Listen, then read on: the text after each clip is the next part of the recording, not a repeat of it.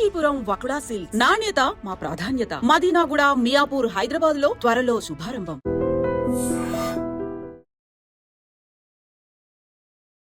Hi everyone. So ఈ market అప్డేట్తో ఈ వీడియో స్టార్ట్ చేస్తున్నామండి. సో ఇప్పుడు మనకి నిఫ్టీ 22,397 దగ్గర క్లోజ్ అయింది. అలానే సెన్సెక్స్ 72,828 దగ్గర ఈ వీక్ అనేది క్లోజ్ అయిందండి. ఇది మనకి షార్టెస్ట్ వీక్ అని చెప్పొచ్చు, ఎందుకంటే ఫ్రైడే మనకి హోలీ సందర్భంగా మార్కెట్స్ అయితే హాలిడే ఉన్నాయి. So these are the closing updates of Nifty and Sensex on Thursday వరకు ఇది మనకు కనిపిస్తుంది.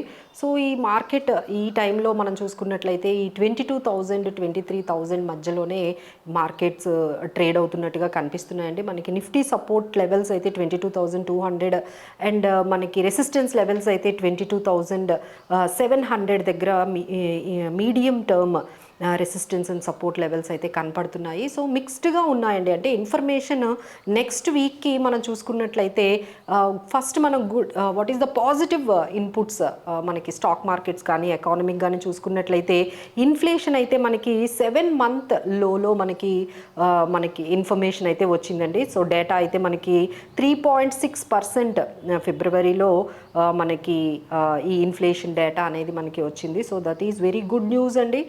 దట్ 3.6% అంటే బిలో 4% ఇన్ఫ్లేషన్ అనేది నమోదైంది.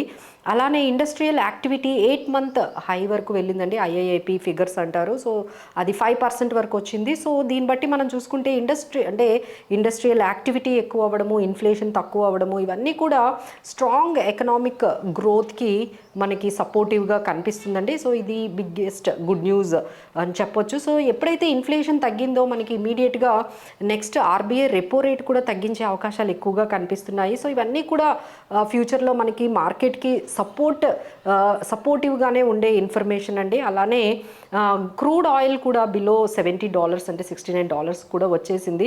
సో ఇది కూడా మన ఇండియన్ ఎకానమీకి బిగ్గెస్ట్ గుడ్ న్యూస్ అనే చెప్పొచ్చు.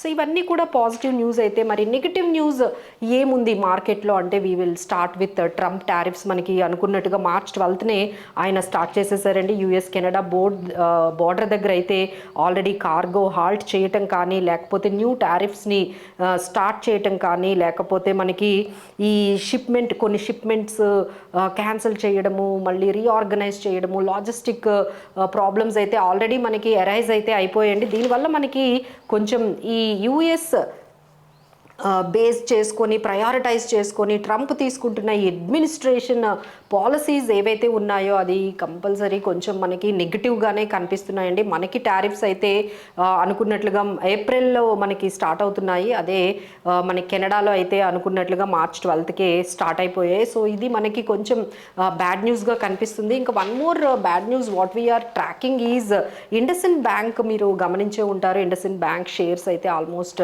మనకి 30% రీసెంట్గా తగ్గాయండి. దానికి కారణం ఈ కరెన్సీ డెరివేటివ్స్లో కొంచెం డిఫరెన్సెస్, అకౌంట్స్లో డిఫరెన్సెస్ కనిపిస్తున్నాయి. అవి దాదాపుగా 1,600 crores వరకు ఆ డిఫరెన్సెస్ అనేవి ఈ హెడ్జింగ్ విషయంలో వాళ్ళు కొన్ని చూపించడం, అంటే అకౌంట్స్లో డిఫరెన్సెస్ అయితే 1,600 crore వరకు కనిపిస్తున్నాయని ఎప్పుడైతే మనకి వచ్చిందో, so immediately RBI has appointed ఒక ఎక్స్టర్నల్ బాడీని అయితే అపాయింట్ చేశారండి ఇలా రివ్యూ చేయమని, ఇంకెన్ని ప్రాబ్లమ్స్ ఇండస్ఇండ్ బ్యాంక్లో ఉన్నాయని. But now they are stating that కొంచెం స్టేబుల్గానే ఉంది, క్యాపిటల్ వైజ్ అయితే మాత్రం ఇండస్ఇండ్ బ్యాంక్లో పెద్ద ప్రాబ్లం లేవు, స్టేబుల్గానే ఉంది అని స్టేక్ హోల్డర్స్ అందరికీ ఆర్బీఐ చెప్పారండి. బట్ దిస్ ఇంపాక్ట్ అంటే ఈ internal review not only IndusInd bank, మిగతా బ్యాంక్స్లో కూడా ఇలాంటి డిఫరెన్సెస్ ఏమైనా ఉన్నాయేమో అని చెప్పి ఆల్రెడీ ఆర్బీఐ కొంచెం ఇంటర్నల్గా కన్సర్న్స్ అయితే రేస్ చేసిందండి. మిగతా బ్యాంక్స్లో కూడా ఇలాంటివి ఏమైనా ఈ డిఫరెన్సెస్ ఈ హెడ్జింగ్ విషయంలో కానీ, కరెన్సీ హెడ్జింగ్ ఇలాంటి విషయాల్లో బ్యాంక్స్ ఏ విధంగా వాళ్ళు మెయింటైన్ చేస్తున్నారు అకౌంట్స్ అనేవి కొంచెం కన్సర్న్స్ అయితే రేస్ చేశారండి. సో ఈ ఇంపాక్ట్ అయితే మనకి బ్యాంకింగ్ ఇండస్ట్రీ మీద కొంచెం పడబోతుంది. సో దీస్ ఆర్ ఆల్ మనకి మనకి కొంచెం పాజిటివ్ న్యూస్ కొంచెం నెగిటివ్ న్యూస్తో మార్కెట్స్ అయితే మనకి ముందుకు వెళ్తున్నాయి. సో నెక్స్ట్ వీక్ అంతా కూడా చూసుకుంటే మనకి ఈ పర్టికులర్ వేలోనే ఉంటుందండి. అంటే బిట్వీన్ 22,200 22,700 మధ్యలోనే మార్కెట్స్ మనకి ఎక్కువగా కనిపిస్తున్నాయండి. సో యుఎస్ మార్కెట్స్ అంటే గ్లోబల్ నుంచి కొంచెం మనకి నెగిటివ్ న్యూస్ ఎప్పుడైతే వస్తుందో మన మార్కెట్స్ కూడా కొంచెం పర్టికులర్ జాల్ట్లోకి అయితే వెళ్తున్నాయండి. ఆల్రెడీ ఈ యుఎస్ జైన్స్ అయిన Tesla, Nvidia, meta, alphabet, Microsoft ఈ స్టాక్స్ అన్నీ కూడా 12% నుంచి కొంచెం ఒక 40% వరకు కరెక్ట్ అయ్యాయండి. సో ఇవన్నీ కూడా యూఎస్లో స్లో డౌన్ రాబోతుంది.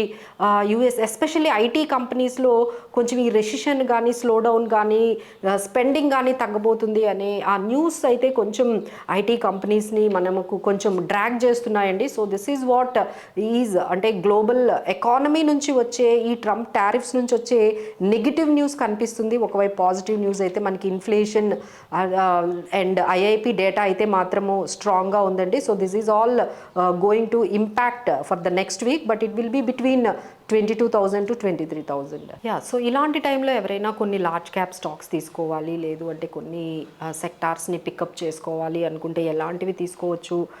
లైక్ మనకి M&M, Mahindra and Mahindra, Indian hotels, ICICI bank, Bharti Airtel, Shriram finance, అలానే ఆయిల్ కంపెనీస్ అంటే ఆల్మోస్ట్ ఆయిల్ మనకి క్రూడ్ ఆయిల్ $70 బిలో ఉంది కాబట్టి కొన్ని మార్కెటింగ్ కంపెనీస్కి మనము ఆయిల్ కంపెనీస్ కొన్ని మార్కెటింగ్ కంపెనీస్ అయిన బీపీసీఎల్, హెచ్పిసిఎల్ ఇలాంటి మార్కెటింగ్ ఆయిల్ కంపెనీస్ని అయితే కూడా మీరు చూస్ చేసుకోవచ్చండి. కొన్ని షుగర్ స్టాక్స్ కూడా కొంచెం పాజిటివ్గా మూవ్ అవుతున్నాయి.